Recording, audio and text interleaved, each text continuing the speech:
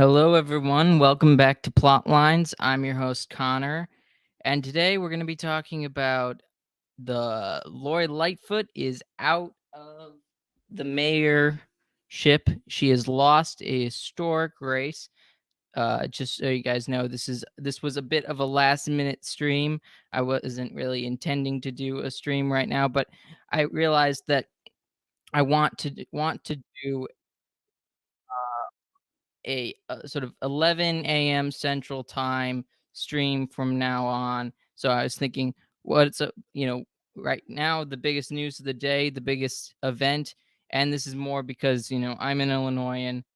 I think that's the best way to describe. I think that's the best word for it. Uh, Being from Illinois, it makes me very happy to see Mayor Larry, or I can't even speak, Mayor Lightfoot out in historic loss. She is the first mayor to lose a re-election campaign in 40 years. That's insane. The fact that you don't lose in Chicago, and you're corrupt, when a lot of mayors have been corrupt, and a lot of governors have been corrupt.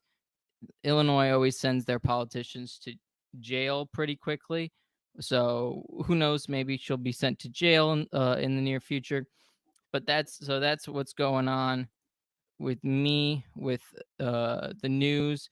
So with Lori Lightfoot, we got the opportunity to elect a new mayor. So there's no new mayor yet because there is currently going to be a runoff between two gentlemen, between Vallas and I think it's Johnson, Brandon Johnson. I think it is. Hold on.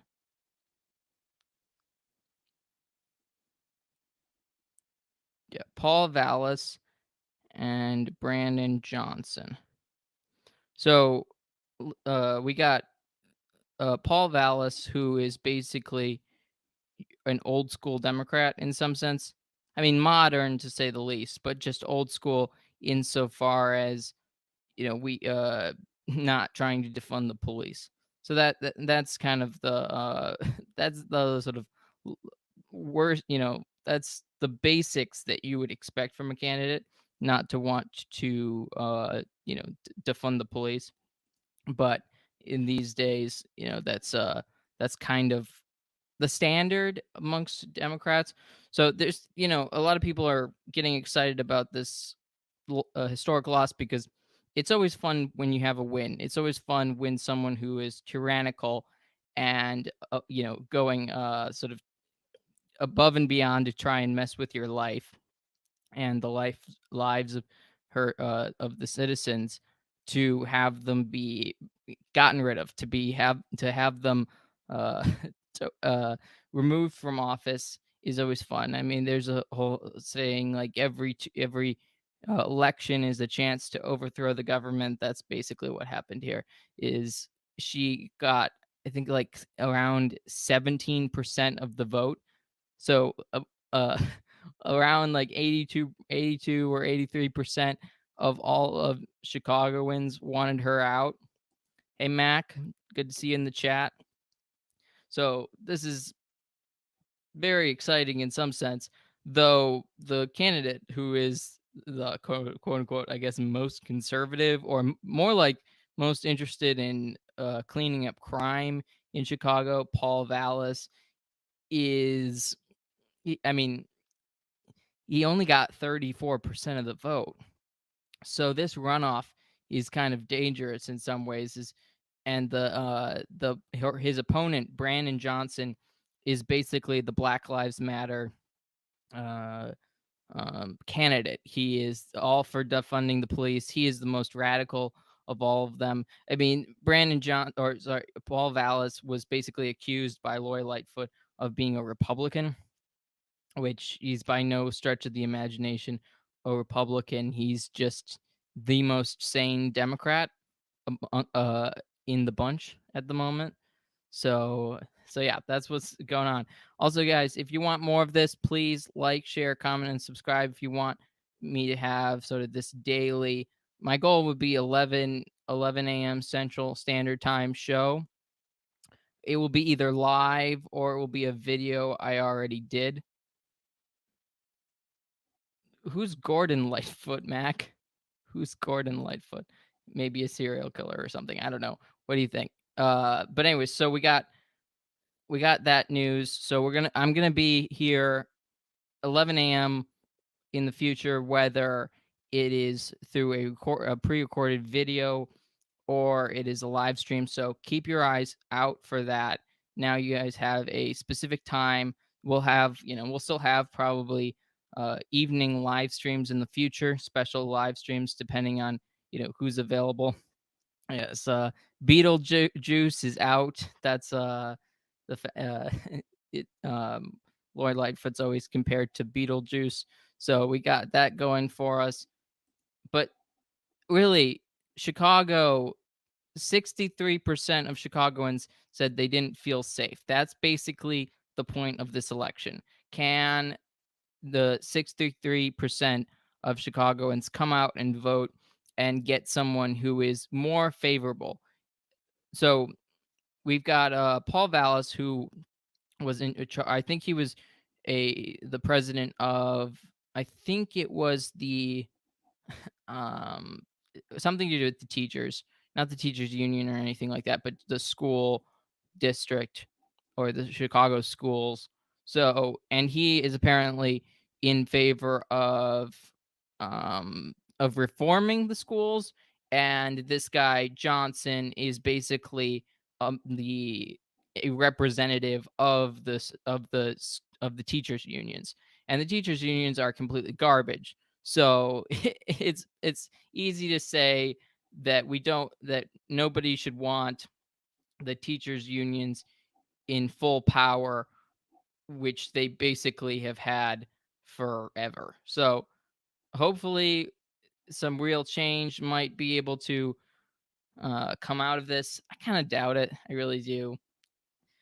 And also, I threw this stream together last minute because I would have done it at 11, but at 10, I interviewed Gavin Ashenden. So that episode will come out, I think, tonight. It may come out tomorrow morning. It just depends. I've also got coming a review of Andrew Klavan's When Christmas Comes. It's a detective novel that he wrote a couple years ago. I tried to release an episode on it previously, but the audio was messy for some reason. So thanks, Mark, for the love of my beard. Yeah, I haven't shaved in a while. Angela's here. Awesome to see. Thank you guys for showing up. I am Mark of Tradmen's Wartime Consigliere. So, and this is wartime, Mark. This is wartime. But anyways, so we got that going for us. We got the fall of Lori Lightfoot. This is, you got to celebrate when you can celebrate. You got to celebrate when there's something that has gone right for the first time in forever. What was my intro? Was it just the end of Lori Lightfoot? I don't remember. Yes, smack the like button. Thank you, Mac. You're no longer Patrick Macdrid. You're no longer Mac of the Ages. You are just Mac once again. But yeah, so if you guys have any questions, feel free to throw them in the chat. About the future episodes. Other things you want me to cover. If you want me to do more political uh live streams like this, just let me know. But okay. Max says I have a Abe Lincoln beard, though he misspelled Abe. Yeah, so this is just a really great day for Chicago to I believe a lot of people showed up in the polls, much more than usual. Yeah. So there you go. I love seeing you guys in the chat. Thank you so much for coming in the chat. I know I really do think a midday stream is more likely to get more people. I think there's a lot of people streaming at night, and I think that I'll get more views by streaming in the middle of the day. So if you like streaming at night, I apologize that that probably won't be as common, though it just depends on maybe the who if I'm interviewing a guest or that sort of thing. So so that's kind of what the future is. But please, if you can join the Discord. If you haven't joined the Discord, it's really important to build community these days in this world that is, trying to divide us, trying to make things harder for us to be a community. So please go into the link in the description, join the Discord server so you can uh, ask questions, have special Discord streams with me so you get to talk to me about different things. Tomorrow or my plan is to do a video on why the French monarchy did not get restored in 1873. So I'll be discussing that.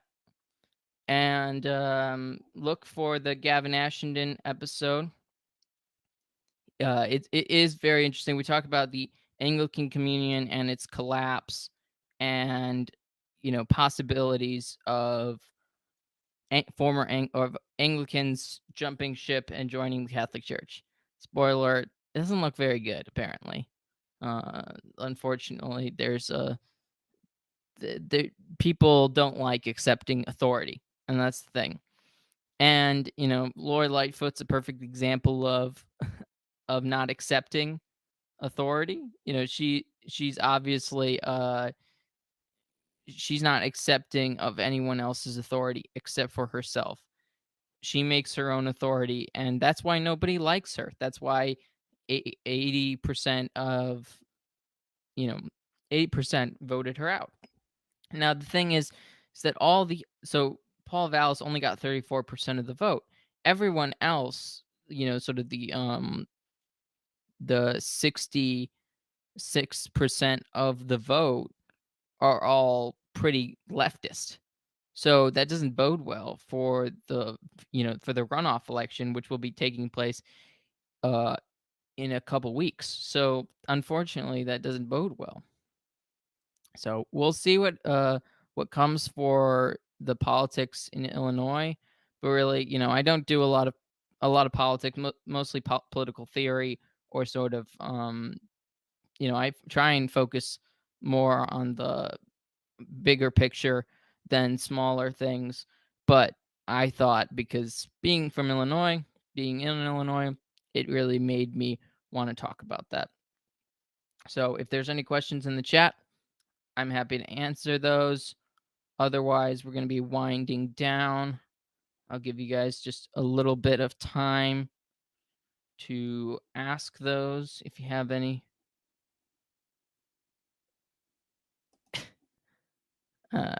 Mark wasn't even sure that he could vote when he lived in Chicago. That's funny. Mac, vote early and often is the Catholic way, or Catholic. It's the Chicago way. Oh, that's a terrible slip of the tongue. That's funny. So yeah, definitely, and also the dead vote in Chicago, always. Democratic fraud is key, and even if one of the only ways to win in Chicago or win in Illinois is by winning every other county other than Cook. So basically, Chicago is almost fully in control of the state. So yeah, thank you everyone for watching this live stream. I know it was last minute and you guys popped in, and I really appreciate that. So thank you. God bless. Look forward to my upcoming content. I hope everyone will enjoy it, and I think they will. Okay, bye.